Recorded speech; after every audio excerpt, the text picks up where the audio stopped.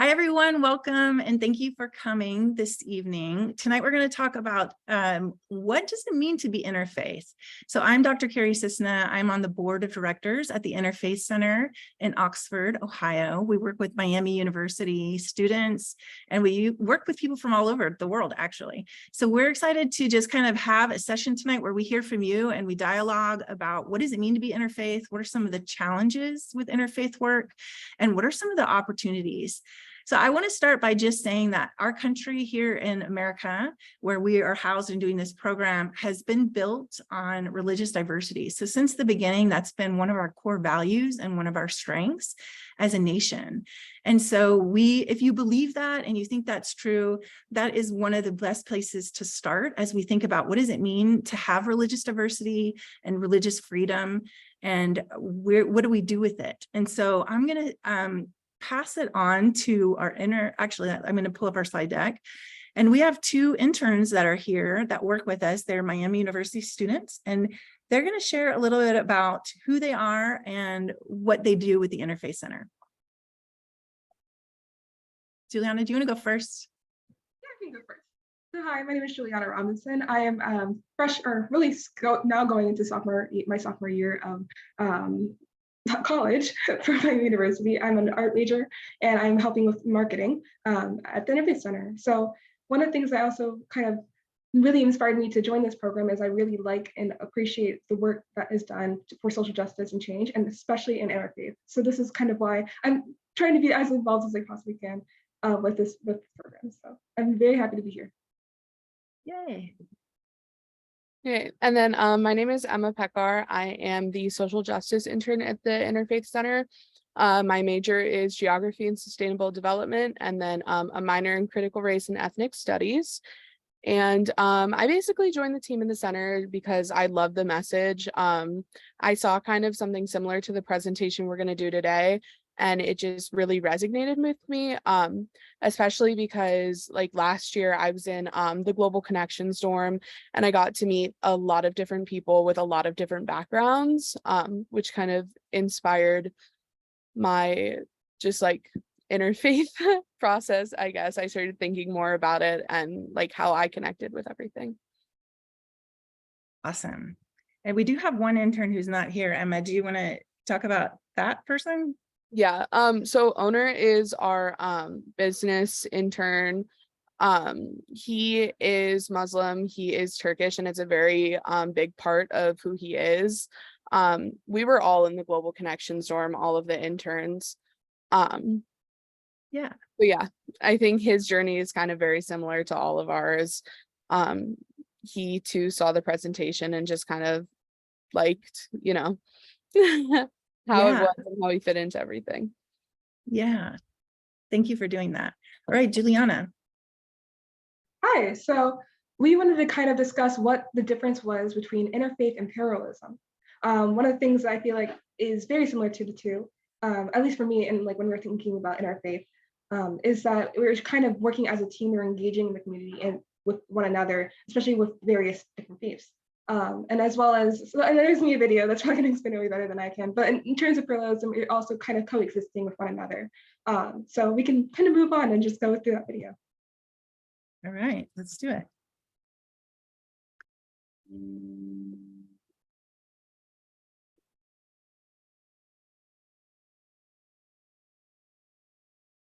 Before we talk about interfaith leadership, we need to define what we mean by the term interfaith. Interfaith refers to the interactions between people who orient around religion differently. Interfaith doesn't mean people of diverse religious identities living in the same neighborhood. We are interested in how they interact and how they can work together. Engagement and interaction are key. That's the inter in interfaith. Interfaith is not about the interactions between religions, however, but between the people who follow those traditions. Muslims and Hindus, secular humanists and Buddhists. The faith in interfaith refers to a personal orientation around one's belief or ethical system, rather than the system as a whole. This is important because our religious or non-religious identity does not exist in a vacuum. It is informed by our family, our gender and sexuality, our cultural context, and so much more. Intersectionality, or the ways that different aspects of our identity interact and inform one another, demands that we pay attention to the differences in individual beliefs and perspectives, even among people who are all nominally Christian or secular. This is true for people who profess a particular religious tradition, as well as people who are spiritual but not religious, or not affiliated with any particular religion. For example, we can't assume that all Muslims have the same beliefs and concerns, or that all Christians agree on certain social issues. Today, the term interfaith is often used to describe three different kinds of interactions or events, though they are not mutually exclusive. The first of these is reconciliation. Reconciliation is dialogue or events aimed at bringing together two or more individuals or communities who have been torn apart by their religious difference. This work seeks to generate mutual understanding and harmonious living. For example, you may have been invited to participate in an interfaith dialogue group of Jews and Muslims focused on reconciling tensions around Israel and Palestine. Another type of interfaith event brings together people of diverse religious perspectives to share traditions and uncover the spiritual and ethical truths they have in common. One example that focuses on sharing is an interfaith prayer service, where individuals are invited to participate in one another's spiritual and religious practices as a way of strengthening or deepening their own. The third type of interfaith work is what we will focus on in this course and involves cooperative social action to address shared community problems. This type of interfaith engagement emphasizes the shared values and goals of diverse religious people and asks that individuals come to the work from their own religious perspective, however representative or unrepresentative of their larger community they may be.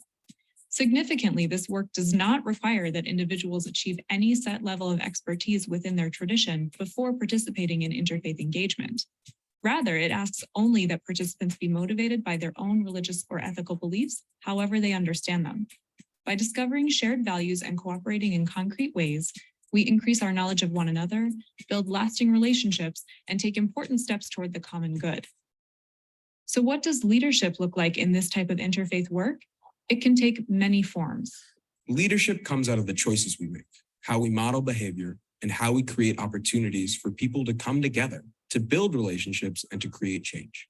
Not every leader is at the front of a movement with a bullhorn. Some of the most influential leaders are people who demonstrate cooperative behavior, apply their knowledge in useful and insightful ways, and who quietly bring others along into the important work of transforming diversity into what we call pluralism. As we will soon learn, pluralism is the ultimate goal of this type of interfaith work. Pluralism describes a society where individual religious and non-religious identities are respected, people create relationships across lines of difference, and everyone works cooperatively toward the common good. We'll discuss this concept in greater detail in lesson 2. All right, what are some of your thoughts on that video? Does anyone have any thoughts on the difference between interfaith and pluralism? Any aha moments come up or any inspiration? Anyone can unmute themselves or you can write it in the chat box.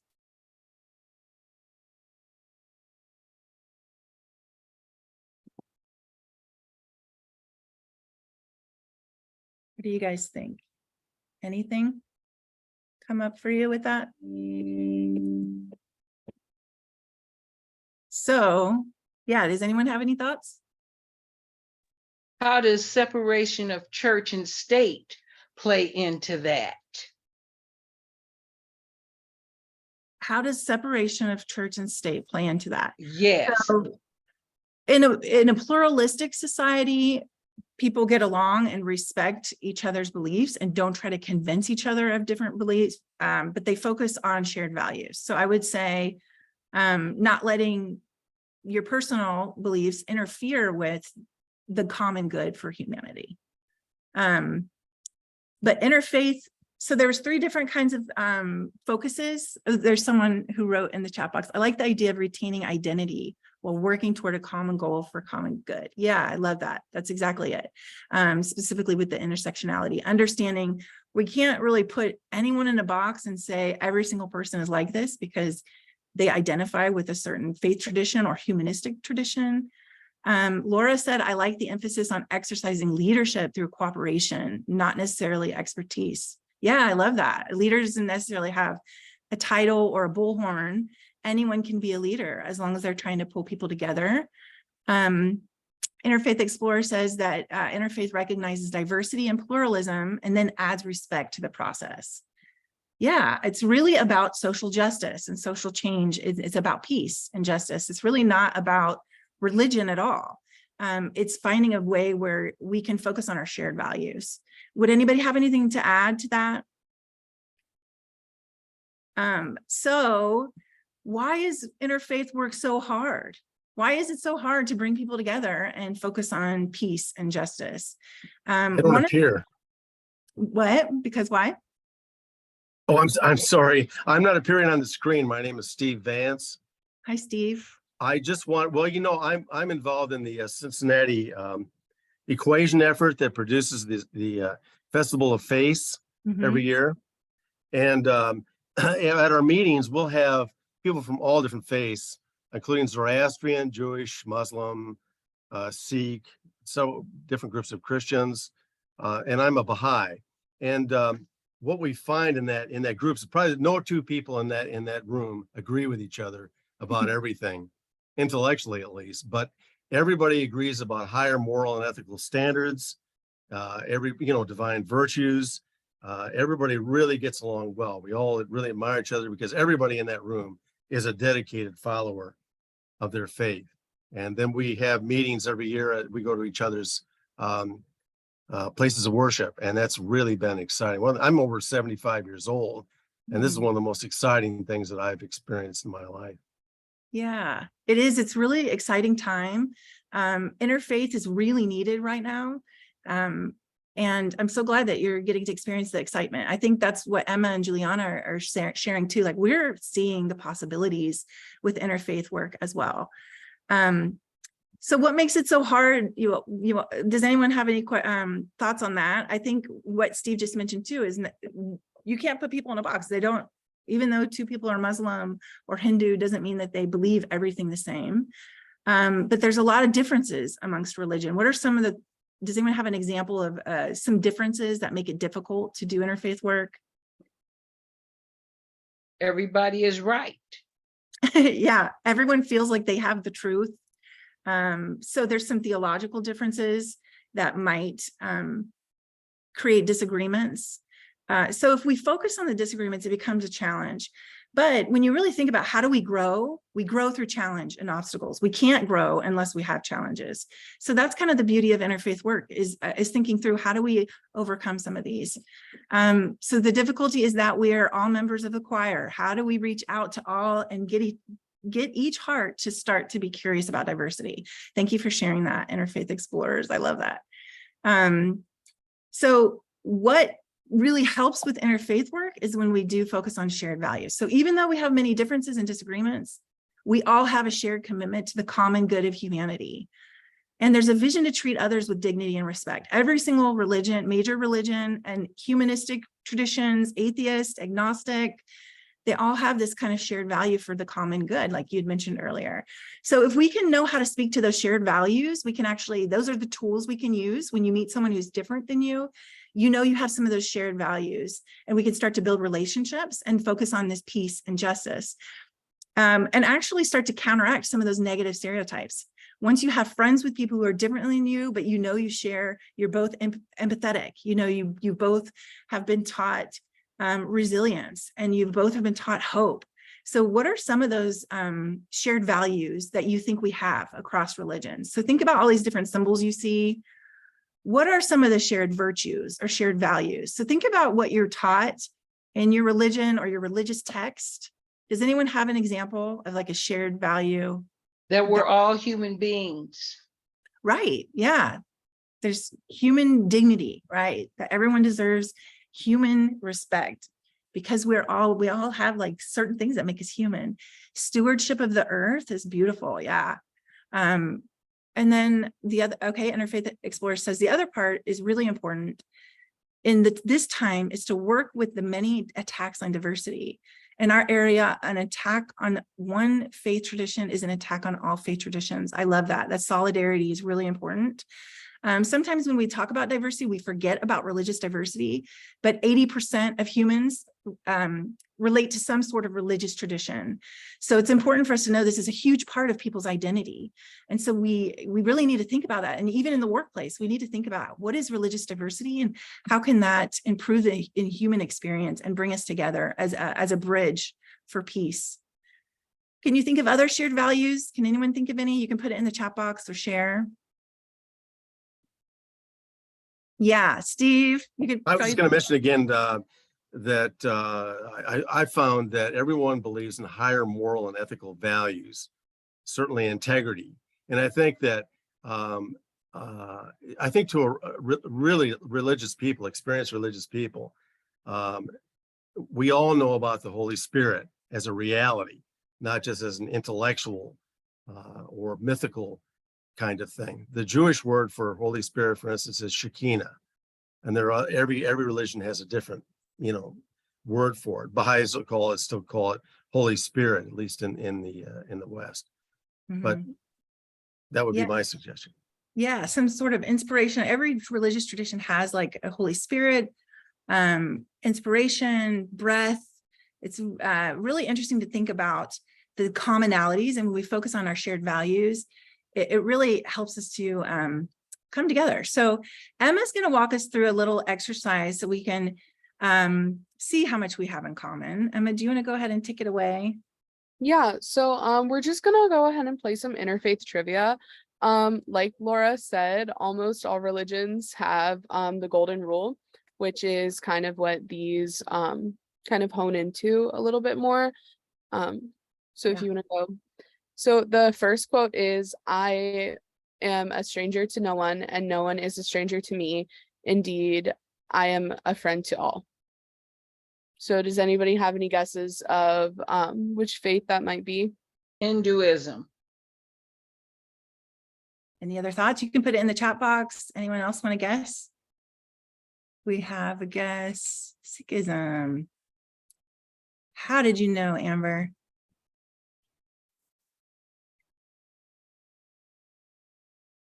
Was it just a guess? Yes, I think. Okay. You want to go to the next one, Emma? Yeah. Okay. "What is hateful to you, do not do to your neighbor. This is the whole Torah. All the rest is commentary." Any guesses on that one? Must be Judaism.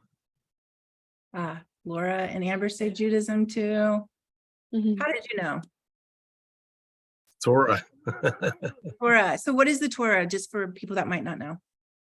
The holy books attributed to Moses. Yeah, so the first 5 books of the Bible are also the same as the Talmud in Judaism, and also Islam has the same. So these are called Abrahamic faiths because they have similar books that influence their religious texts. Correct? Did I say that correct, Steve? Would you? Okay. So it's kind of an interesting thing. Not everybody knows about interfaith. So there's a lot of similar stories. Emma. "Treat not others in ways that you yourself would find hurtful." Any guess? Laura says Islam. Any other guesses?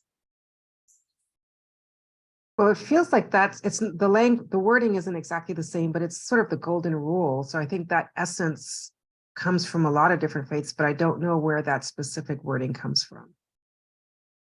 Interfaith Explorer says Buddhism. Let's see. How did you know?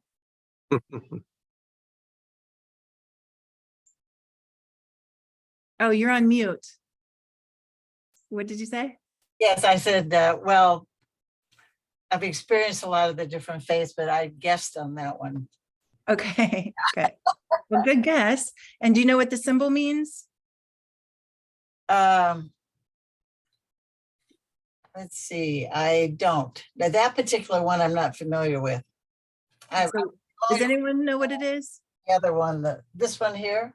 I'm Buddhist and I don't know what it means. So it's a wheel of Dharma, but maybe it looks different than the ones you're traditionally used to. Like a round. Yeah. So wheel of Dharma. All right, Emma. Yeah. Not one of you truly believes until you wish for others what you wish for yourself. Any thoughts? No guesses on that one? Oh. Hinduism, maybe?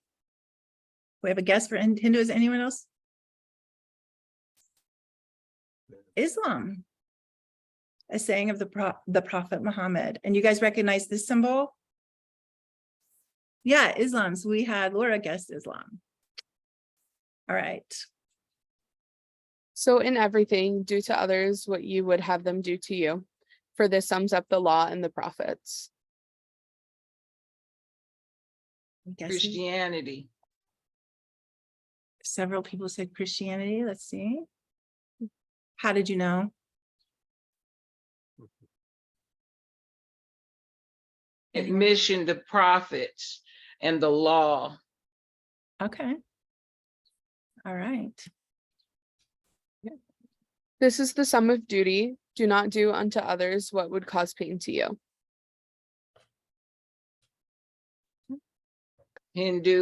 Hinduism, I think, yeah, too.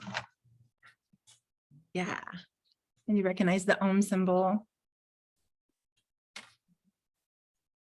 And then, so this was kind of brief, but does anybody have any thoughts on this, or did anybody just have like any revelations as we were doing this? Well, most of the things that were said and the trivia questions, they're both mostly all sounding the same thing. They're expressing the same thing about treating people with dignity and respect. Mm-hmm. There's an Arizona interfaith movement that has a whole chart listing the golden rule of in every faith tradition. And I didn't have it in front of me, otherwise I could have really nailed all of them. But in all the work we do in Interfaith Connection here in California, we do podcasts and newsletters and field trips where we go to the different faith traditions. I always emphasize the commonality of every faith tradition. Love God, love yourself, be good to the environment, be of service. It's 4 or 5 main core tenets of every faith tradition that promotes love. Yeah, I love that. And someone wrote in the chat box, common thread in being kind to everyone. So we can kind of see, and this is just an example, you can really dig into, there's so many similarities and themes. So the golden rule is just one topic, but you could really dig into so many different themes and topics. It really is, these are systems that teach values and virtues that really guide people towards the common good for humanity and peace and justice. So it gives me such hope. Emma, do you have any final thoughts on that? Yeah, I mean, I agree with everything you said. This exercise actually is specifically, it's kind of what got me into interfaith work. It really clicked in my head that like, oh, everybody is just kind of, it's the same thing at the end of the day, just kind of worded a little differently. It's kind of cool. Yeah. I'd like to share, we do a monthly podcast and we explore all kinds of interfaith subjects. And I thought, what are we going to do next month? Let's see. So we just finished one on beads, bells, and candles. Yeah. My husband loves to do research. And my Rev Dave, he's an interfaith minister. So he did all the research on various faith traditions. Do they use beads, bells, candles, and in what way they do that? So it's going to be a fun podcast for people to listen to, because that also sharing common spiritual ritual things that people do that are using elements that are the same or very similar. Okay, that's such a great segue to what we want to do now. So now we want to spend the next 5 to 10 minutes. Juliana's going to guide us through an exercise called speed faithing. So when we have college students come to the Interfaith Center, we got this from Interfaith America in Chicago, but it's doing exactly what you just mentioned. So Juliana, do you want to lead us through what some ground rules are, like when we start to talk about our own faith? Yeah, absolutely. So, and essentially when we're going into this Elizabeth. Speed faithing is and how we engage. We're going to be curious and listening to and be listening and understanding. We want to show respect and suspend judgment, especially since a lot of our ideas or maybe the core values might be different. And then we also want to note how any common ground we have, like we want to note down any common ground and also any differences because it is important to have these engaging conversations. Being authentic and welcoming for one another is also very important. Be purposeful and to a point. So especially if you have any questions, this is a safe space to ask those questions and also engage in listening to other people's questions that they have. And also just on the own beat, like this is a guided conversation. So anything that we need guidance for, if someone has so many questions, or if we just really wanted to have an idea that we want to sit on, this is the time kind of to just sit and experience and talk and have this conversation. Yeah, would anyone add any ground rules that you've heard when you have interfaith conversation? We like to always just kind of start with like, this is a safe space. No one's trying to convince anyone of anything. We're just listening. Would you add anything to this? Emma, does it look good to you? All right. So want to try one? Emma, So do you want to? Go ahead. So first question, who is someone you admire that is a person of faith? This could be maybe someone you relate to, a figure that you look up to, just in general, anyone who you find that is inspiring. Tina Turner. Oh, that's a good one. Yeah, everyone think of one. If you want to put it in the chat box. Does anyone else have one on the top of their mind? Amber? Yeah, I was going to say Reverend William Barber, who started something called Moral Mondays in, I think, South Carolina. Ooh, love it. We have a few good ones in the chat box. Juliana, do you want to read the chat box? Yeah. Let me see if I can get this right. Hannah Prodon. My mom, I actually really appreciate that comment. And then, yeah, just if anyone has more, I can read them out. Personally, I have like Maya Angelou. I think a lot of her poetry is very inspiring, especially when it comes to her perception of faith. Cool. Emma, you want to take the next? Yeah. So what was your faith tradition growing up and how has it evolved or changed? When I grew up, I was a Baptist. And now I've been chanting Nam Myoho Renge Kyo for the past 38 years, almost 40 years. So it changed because I needed to be more in touch with myself comparatively to looking outside of myself for my salvation. So that was the reason for my change. Beautiful. Okay, Amber said Seventh-day Adventist. I still value the tradition, but am not as observant as I once was attending church. And then Interfaith Explorer says, I grew up Presbyterian. I am now Unity, no dogma, more spiritual living. Steve, go ahead. I grew up as a Methodist in Central Illinois. Really wasn't religious at that time, and gradually, eventually became a Baha'i. And now, after 50 years, ironically, I've come to the interfaith, where we're going to various Christian, Jewish, Muslim, Buddhist, Sikh, different communities, and I'm finding a whole depth there in religions, other religions that I had never experienced before. So for me, it's been a lifelong evolution. Yeah. And then someone else said raised very Catholic, just naturally grew out of it. That's kind of how I was too. Like we grew up very like Orthodox.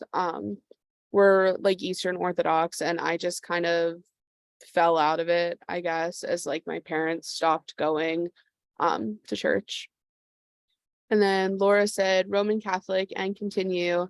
It's changed a lot over the years. Tough. I find home in Pope Francis's leadership. Beautiful. All right. Juliana? All right. So what is a religious practice or ritual that has influenced you? Yeah. Oh, we have Amber says, leadership really matters. Mhm.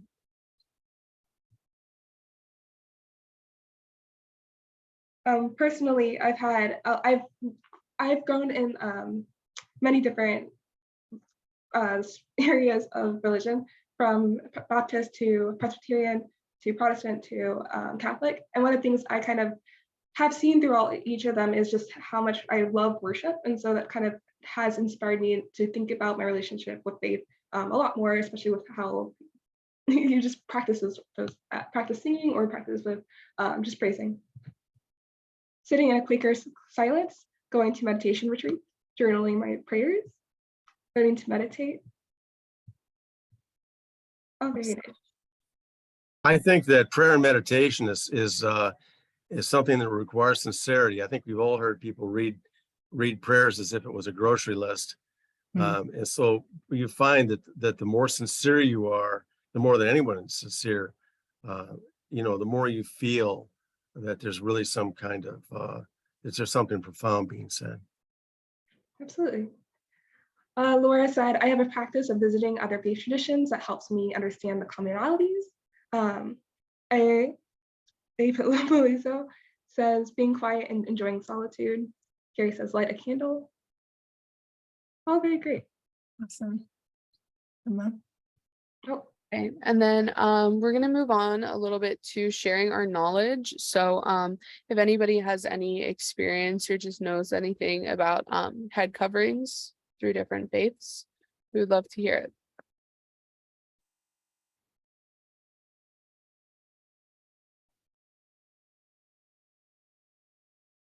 I don't have any personal experience with it in terms of my practice, but when I traveled to Turkey many years ago, I remember I always had a scarf with me in case there was a beautiful mosque that I wanted to enter, so I could cover and show some respect to their tradition in terms of women covering in a mosque.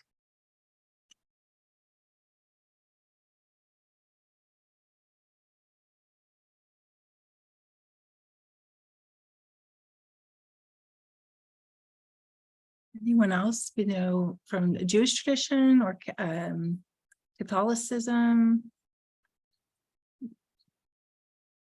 Interfaith Explorer says Muslim women cover their heads, men not necessarily.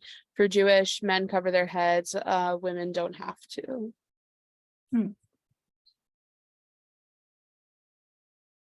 But I will say this about Judaism in terms of women, many will wear something on their head, but in the Orthodox and ultra-Orthodox, many of the women wear what they call scheitels, which are wigs.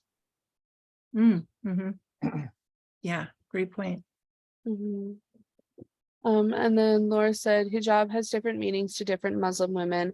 I find it interesting that some young Catholic women want to practice covering during worship. Yeah. All right. Juliana?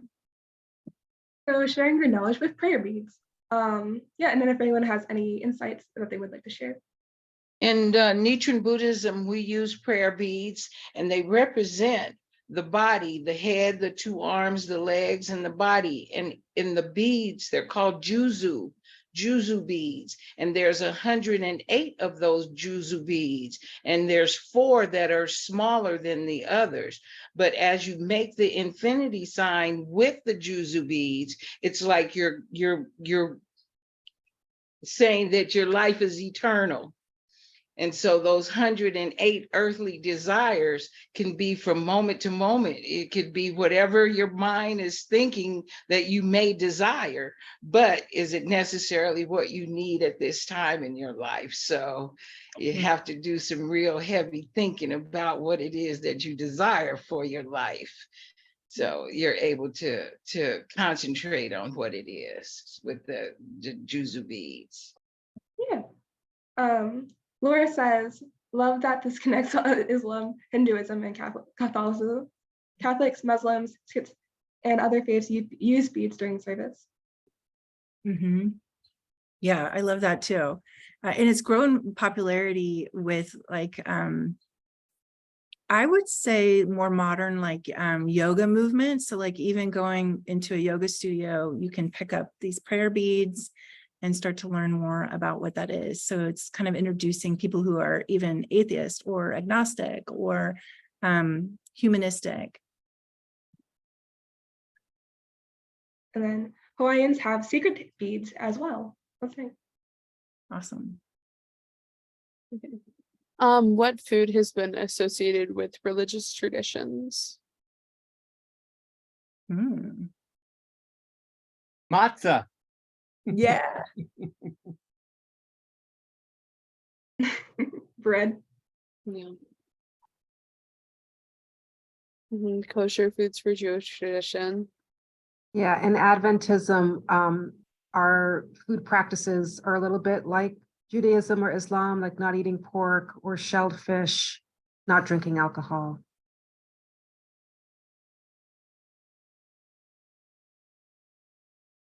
And then Quakers, it says potluck forever. Laura says, I forget the sweet one that receives at a Hindu temple is called. Yeah.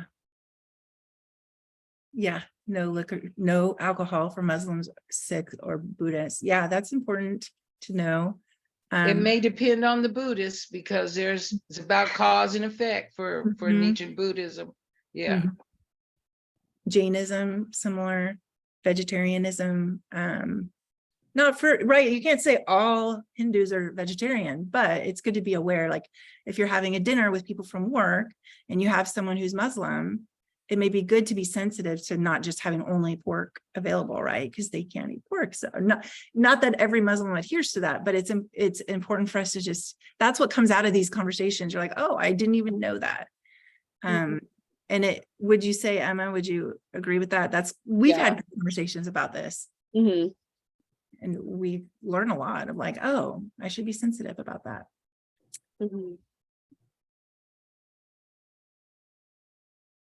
Yeah, Laura says in my work with LDS, they joke about green Jello.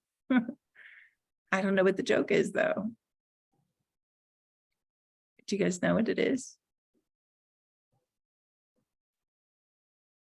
We probably all have like things like that too. Wine is a big one, right? With certain religions, the wine and the bread. Anything else you can think of with that?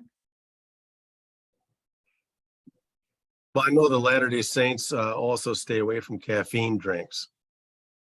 Oh, you're right. Yep. Yeah. So you wouldn't want to just assume and invite them to coffee. You would want to be aware. Maybe there's like some caffeine-free tea or something. Yeah. Every time they visited me, I always gave them apple juice. Oh yeah. Which they appreciate it. Yeah, they appreciate you just being aware of that, right? Yeah. So I love the family night potlucks always have green Jello. Okay, that's cute. I love it. Okay. Juliana. So what are religious beliefs about the earth and environment? Buddhism says we're all responsible. Yeah, I had a friend who like was Buddhist and would not kill a spider. He would capture the spider and take it outside. And that, so I tried to start doing that. So it's just something that we don't really think about, but some religious traditions like Buddhism, Jainism, they really think everything is sacred. And even Native American traditions or indigenous traditions think that every part of the animal is sacred. Any other thoughts on that? So Interfaith Explorer says they treasure the environment, Buddhists, Muslims, Jains, and Sikhs. Yeah. Okay, so that's our last one. Did anyone have any other thoughts on that one? In terms of the earth and environment, I think that, so I have my family, we visited the Creation Museum and the Ark in Kentucky, which kind of talks about like the Christian perspective of how like everything kind of came to be. And it's kind of interesting to see like different creation stories come about for different religions and different faiths, because there's a lot of different answers or different kind of ideas we have. And it's always something that I find fun and educating myself in. I love that.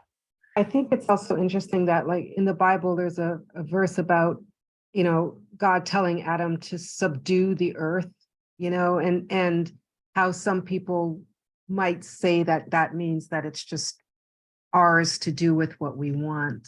And there's also different beliefs on what climate change is, whether it's just part of the apocalypse that's leading to some grand end, or whether it's human caused.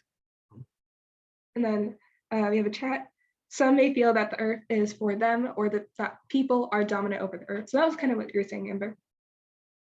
Mm-hmm. Oh, and it looks like there's like in Jainism, they can't ingest a bug, so they wear masks so that they do not do any harm to anything in the world. Did I say that right? Okay. Yes. Wow. I just did a podcast on Jainism. Yeah. It's they're very austere and very, I mean, they have to keep coming, being reincarnated if they do harm to anything. Like, and so I swat flies, and I went, I don't think I'd be a good Jane, because I swat flies. So anyway, I know flies is the one for me too. I've tried to catch the flies, and that's a commitment, right? So you can see like, it's austere, but boy, they're very environmentally conscious, and not only the environment, but people, and they're always doing part of their life. This particular life is to do the best they can, do good for everyone. So yeah, you can see how like by learning these, it's kind of like learning best practices around the world from different religions, and you can borrow things and bring it into your own spiritual tradition, your own practices, and the world will be a better place, right? If we're all like aware of our connection to the planet, or just these different things we can learn from each other. So a huge part of interfaith work is recognizing our shared values, learning from each other so that we can borrow best practices from around the world, but then also the main thing is justice and peace and social action. So I do want to kind of zoom out from Oxford and show like what's going on. This is not just an Oxford thing that does interfaith. This is a national movement. It's a global movement. So Steve actually put in the chat box that the Festival of Faith is coming up in Cincinnati. It's the last week in August. So there is something called Interfaith Cincy. And there's a group called an Equation. You can see it on the screen here. They do monthly visits to different church congregations around Cincinnati. So you can visit a Hindu temple, or you can visit a mosque, and to learn. The best way is to build relationships with people and to get out there and learn. And so there's plenty going on around social action, getting involved. The Festival of Faith is coming up, like Steve said. There's also the Parliament, which is the Parliament of World Religions, happened for the first time 130 years ago in Chicago, where religious leaders came from around the world and they met and they began this movement. And so we're celebrating 130 years this August. It's going to be, I think, the 14th, it starts of August. It's in Chicago. So if you're interested, but I also want to highlight, if you go to their website, they highlight the 8 principles of interfaith relations that actually came from President Obama. President Obama started an interfaith council, and he gave 2 big speeches, if you remember, around interfaith work. He really pushed that it requires us visiting each other. It requires us learning about each other's history. It requires us appreciating each other and telling the truth. It requires us to depend on living up to our own core theological principles and values, which we kind of got into already. Being clear-headed around our understanding of our enemies. So sometimes we categorize them as like, they're bad, they're evil, but like, let's get to know our enemies and see, really, let's have some true clarity around what they believe. Overcoming fear. Let's not have fear around people. Let's get to know them, and then let's be in solidarity. Someone said solidarity earlier, like if one faith gets attacked, all of our faiths get attacked. And so really believing in religious diversity and religious freedom for everyone. So I love this quote: being unfamiliar with our neighbors and their religions and their cultures really can lead to distrust. So we really have to, that's what interfaith work is. Harvard has the Pluralism Project. So you can go to their website, and they have every one of these religious traditions. They have a lot of research, so you can learn about each of these. So when we come to the center with students, we have them like identify one of these that you know nothing about, You need to learn some things and then you're going to teach it to us. So Juliana and Emma and I will do that with a group of 20 students. Like, teach us about Shinto. Like, that's a Japanese religion. Do you know anything about Shinto? And if not, what, you know, there's some other ones here. Zoroastrianism, one of the first religious traditions that we know about. A lot of you have never even heard of it. So we dig into some of these, and there's plenty of resources, but let's learn about things that maybe you've never heard of, or you don't know much about Jainism, for example.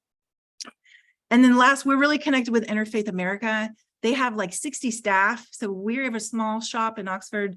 Interfaith America puts out a lot of content. We're going to a conference in August. Our interns are coming. Owner and Emma are coming. And I wanted to share this final video about what they it's only 2 minutes long. We're going to wrap up with this and get your thoughts on this at the end.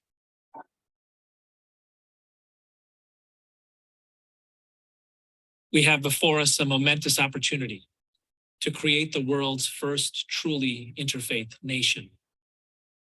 We need to build American Medina, a city on a hill, made holy by the wideness of its welcome, the strength of its bonds. Look at it shining. The Catholic university where Muslim immigrants learn, the Jewish hospital where Hindu babies are born. The eyes of the world are upon you. We need to build a Sangha whose chants of loving kindness change the climate, bridge divides and bind hearts. We need to build the beloved community where we see each other, the Baptists and Mormons who farm fields and fight fires together, the witnesses who watch over the whole block. We need to build the new Jerusalem, tents for angels to dwell, tabernacles for the tribes, 12,000, 12 million. They will not cease to be diverse. They come from across the earth, seeking the sacredness of knowing one another. Every refugee a pilgrim, every stranger a friend, until we are a nation. This Interfaith America, pluralist Rashtra, diverse democracy, achieving our country, where our hopes are prophecies, where we offer Longard to our friends and our enemies, where we do not wait for sickness to pray for one another's health, where we defeat the things we do not love by building the things we do. We need to build. So what are your thoughts on that? Like, as we think about becoming the first truly interfaith country, where religious diversity is core strength. What are your thoughts? Emma, I'm just going to pass it to you. Do you have any final kind of thoughts or a prompt for us? Yeah, so I just kind of want you guys to hone in back on like a local level. With the Interfaith Center, we're kind of revamping what we do. We just want to reach the community out more. So if this has inspired you to start thinking more about interfaith things, definitely feel free to reach out to us. If there are specific things that you want to see from us, definitely like contact us. We have our email like on our website and everything. Just like possibilities for the center. Yeah, any thoughts on that? Now that you have heard us talk about what interfaith is, what the meaning is, and really bringing people together for social change and social action. Do you have any thoughts, final thoughts?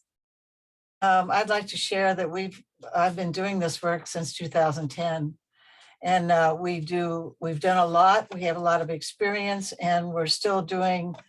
We've been retired for a long time. Monthly podcasts, newsletter. My husband belongs to the Interfaith Council of Greater Sacramento. Sacramento is one of the most diverse cities in the United States, and so we're always involved. We're always trying to. I'm still doing field trips. We're going to a mosque at the end of August. Anyway, so what I'd like to say is I want to be on everyone's email list. So whatever you're doing, if I can send that out to my people so they can take your classes that you're offering for interfaith classes. Yeah. I've done that already through Arizona, and they had some wonderful classes. I attended and shared that with everybody. So sharing what you're doing is really crucial. because it gives you ideas on what you can do in your own area as well. And I have tons, Rachel24@surewest.net. I mean, you know, send me an email. I'll let you know what we're doing, and maybe it'll inspire you to do something in your area. I'm done. I want to say that in Cincinnati, we've had the connections meetings where we go to each other's houses of worship. And that's one of the most exciting things I've ever seen in my life. You know, the few barbarians, particularly in the Christian, Jewish, and Islamic communities, get all the publicity. And when you go to these various churches and other houses of worship, you meet the most wonderful people. I mean, people you wish were in your faith. In fact, everybody says at one meeting, the Zoroastrian lady said, "You're all Zoroastrians." And then the Sikhs said, "You're all Sikhs." Well, I said, "You're all Baha'is." I mean, that's the way everybody feels. You know, we may not agree about, you know, the intellectual things, but everybody agrees about the really important things, everybody. So I'm in Las Vegas. So I participate with the Interfaith Council of Southern Nevada.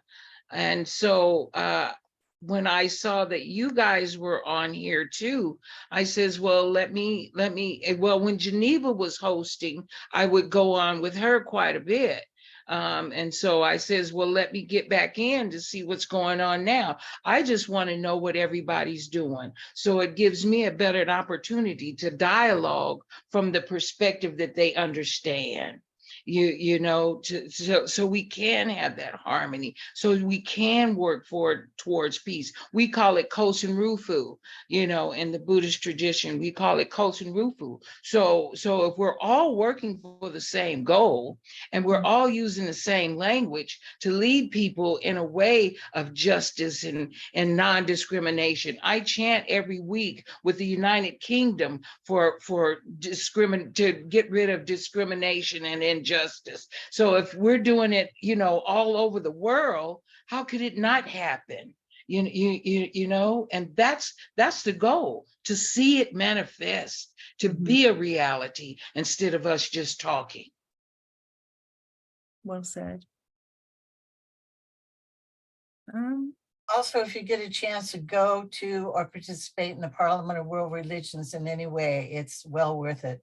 We took a group of 39 people there in 2015. There were over 10,000 faith traditions, and everyone had their traditional garb on. Just an amazing. And that was in Salt Lake City at that time. But my husband, we're too old to go right now. Yeah. But we're going to listen in on some virtual stuff. So Yeah. And then in the chat box, a Polishino, I hope I'm pronouncing it right. I'm probably not, but sorry about that. That's one of their, this is a Catholic group working on inclusive justice oriented, and there's a link, but it's marianistsic.net. I wish I could share it with people who are watching. So that's a beautiful LGBTQ initiative that the Catholic group is working on. And it's one of their main issues, it looks like, but they do various justice-oriented work around different social issues. Thank you for sharing that. It's a social justice collaborative that Laura's mentioning too. Okay, it's a Marianist family. Okay, so if we look up the Marianist family, we can find it.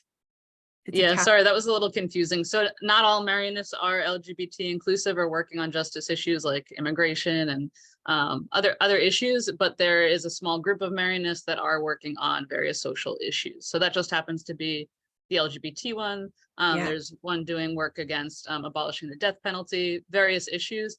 So not all Marianists are maybe part of that group, but they are Marianists and they are working on those justice issues and pressuring folks within their community, and then also like the broader church to be more proactive with those different issues. Yeah, more inclusive. So MSCG will get you to that group.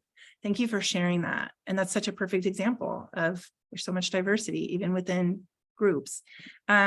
So we are going to finish up. I do want to do a shout out. We have Anne Furrier. I'm sorry for butchering your name on the call. She runs our Oxford Citizens for Peace and Justice here in town. and has been doing justice work for a very long time. And yeah, do you want to say something? Thanks for the shout out, Carrie. I really appreciate it. And we're happy to be sharing the Interfaith Center with you. And for us, our latest initiative around homelessness in Oxford is a collaborative effort between Oxford Citizens for Peace and Justice and the Eradicating Systemic Poverty Committee of our local Presbyterian Church. And one of the most important initiatives that we're taking is to gather together the whole variety of faith communities in Oxford who are doing work to eradicate poverty and shelter people who are unhoused. So I see in that the importance of coming together around shared agendas and values and a sense of what our community should be as a beloved community, and focusing on that and bringing our spirituality, whatever it is, to that work. So thanks a lot. Yeah, well said. And then Dr. Amber Franklin is on the call. She's a city council person here in Oxford and is working with the Interfaith Center on living room conversations. Do you have any final thoughts, Amber, on that? Sure. Well, I really appreciated the agreements that you shared earlier. If no one's familiar with this, if you just Google living room conversations, it's a great website with intergroup dialogue guides that can help you frame discussions on, they have almost 200 topics ranging from politics, religion, and that's an initiative that we started last year with abortion. So we've had some interesting conversations around abortion and reproductive freedom with members of Students for Life, and then members in the community who, like me, support reproductive freedom. And we're going to be working on other topics this year with the Interfaith Center. So thanks, Carrie, very much. And also Juliana and Emma, thank you. Yeah, and with that, let's, Juliana, do you want to close us out? Yeah, so we just want to thank you all for coming and just kind of being in the moment with us. This was a very wonderful meeting, and just an overall great experience. And also it's so nice to meet everyone. So it's just been a very nice just past hour. If we have any more questions or any more things that we want to discuss, feel free to say if you need to go, or if you need to eat, or just kind of chill out. You're also free to leave. So thank you all for this wonderful just moment. Thanks for being here, everyone. Have a good night. Thank you. Namaste. Namaste. Namaste. Love that. And that means I see the divine, my divinity sees a divinity in you. So it's part of the thing. Thank you so much for being here, sharing so much great information. Rachel24@surewest.net. I'll be glad to send you any information on our programs and what we're doing. Yeah. I also did a podcast on Zoroastrianism. One of our members, a man, did a presentation to the men's group on that. So I interviewed him on a podcast. Awesome. I didn't know anything about Zoroastrianism either. But then I found out the 3 wise men were Zoroastrian kings. Yeah. One of our board members is Becca Desai. You might know her, Steve, from Equation. She is involved with Interfaith Cincy, but she's going to do a program in August on Zoroastrianism. So keep an eye out for that. Yeah, if you have programs, I will send you an email and to get on your mailing list or whatever, because I can share it to over 100 people. Okay, I'll definitely email you later. I got your email. Yeah. Rachel24@surewest.net. I'm going to email you. And we would love to partner with you too. I mean, I've been there, done that. Let's put it that way. And I've been doing this. I call myself a little Presbyterian girl. I went, what? How did I know I was going to end up doing this? But I went to the particular Unity Church that I belong to.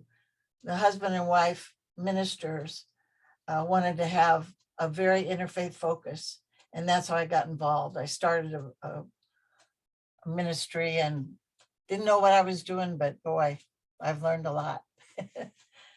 The bottom line is, we are all the same. We're all, we're all the same. There's so much it's pretty boring if we all worship the same way, or, you know. Emma, will you be able to stop the recording? I'm trying to do it on my end.